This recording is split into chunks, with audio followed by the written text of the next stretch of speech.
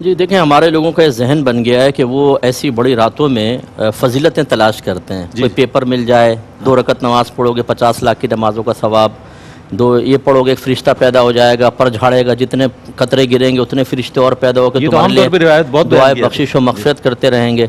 تو یہ چیزیں فضیلت کی تلاش کوئی منع نہیں ہے، تو مستند ذرائع سے اس کو حاصل کیا جائے یہ پھر اچھا ہوگا. لیکن سب سے پہلے انسان کو چاہیے کہ اپنے اوپر سے بوجھ اتارے، اور وہ طریقہ ہے توبہ، کیونکہ یہ راتیں بابرکت ہیں.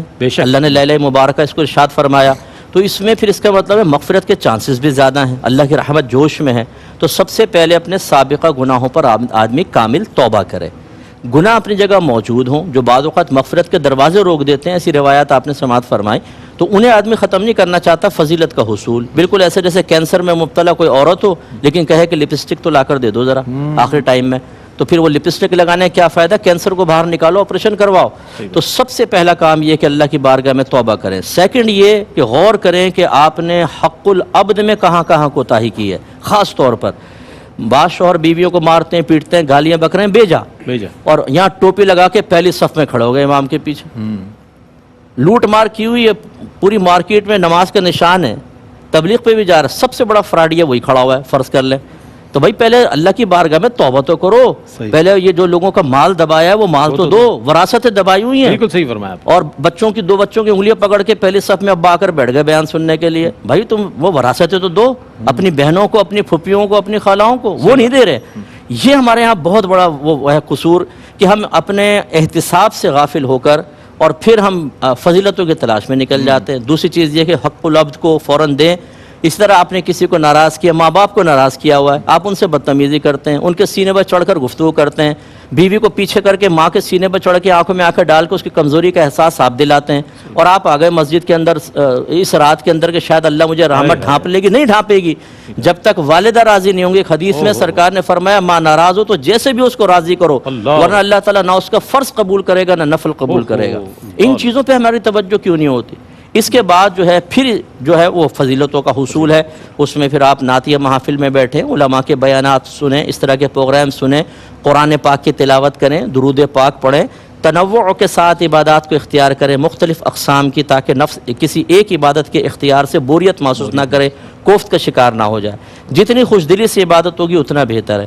بہتر یہ ہوتا ہے کہ مغرب کے بعد تھوڑی دیر سو جائے آدمی، افطار کر کے سو جائے، پھر اٹھ کے جب تراویح وغیرہ پڑھ کے چاقو چبند ہو کے پوری رات عبادت. ہمارے یہاں بعض وقت یہ بھی ہوتا ہے کہ مسجد میں بیٹھے ہوئے ہیں وہیں الٹی ہو گئے، اب وہاں پہ وہی فضیلتیں چل رہی ہیں، نوافل چل رہے ہیں، وہ باہر خراٹے لے رہا ہے. پھر وہ اٹھ کے کہتا ہے چلو کوئی بات نہیں، مسجد میں رات گزار لی، بڑی بات ہے. بھائی بڑی بات تو ہے، تمہاری عظمت کو سلام، لیکن اس مبارک رات میں آپ نے لیٹ کے گزار دی. نبی کریم نے فرمایا کہ من حرما فیہا فقد حرما، جو اس رات میں محروم کیا گیا وہ یقیناً محروم کیا گیا.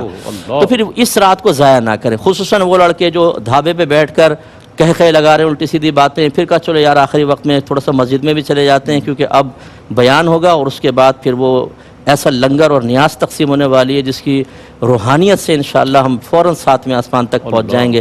یہ بھی لوگوں کا ذہن بنا ہوا ہے، نیاز کھاؤ اندر بابرکت ہو جائے گا. یقیناً ہوگا، اس کا میں انکار نہیں کرتا ہوں، لیکن بھائی تم پوری رات باہر بیٹھے رہے، فٹ پاتھ پہ دوستوں سے باتیں کرو، یہ چیزیں نہ کریں، ضائع نہ کریں. امام غزالی نے اسی لیے فرمایا کہ گناہ گار کے لیے بہتر ہے کہ وہ سو جائے، کہ جب تک سوتا رہے گا گناہ سے تو بچے گا. تو بس یہ تمام چیزیں. اچھا ہماری بہنیں بھی یہ نہیں کہ وہ تسبیح پڑھ رہی ہیں اور پروگرام بھی دیکھ رہی ہیں، یکسوئی سے ایک عبادت کی طرف آئیں. پہلے پروگرام دیکھ لیں، کوئی اچھا معلوماتی ہے تو پھر تسبیحات کی طرف آئیں، درود پاک کی طرف آئیں.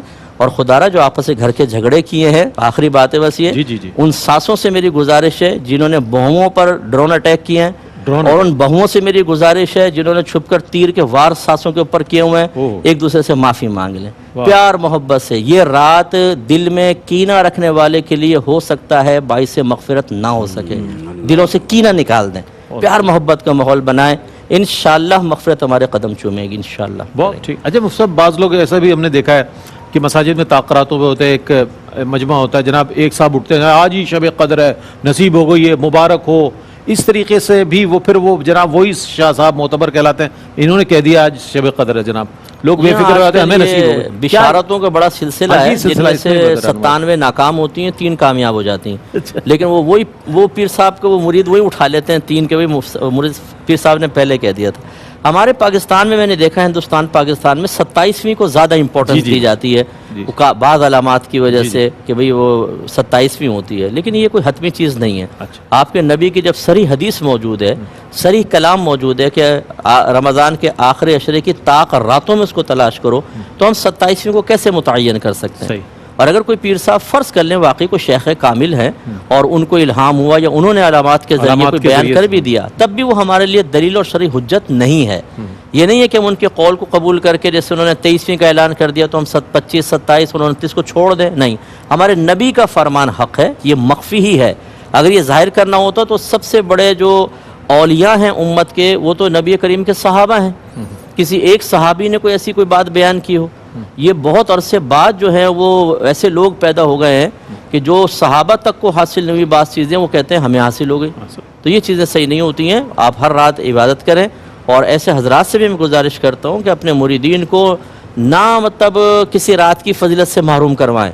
اگر آپ اعلان کر دیں گے آپ کی واہ واہ تو ہو گئی، لیکن فرض کر لیں وہ رات نہیں ہے اور اگلی طاق راتوں میں ہے، تو آپ نے تو اپنے متبعین کو بیچاروں کو محروم کروا دیا نا۔ اس کا وبال کس پر ہوگا؟ جس کے دل میں خوف خدا ہوگا نا وہ کبھی ایسی حرکت نہیں کرے گا۔ بہت اچھی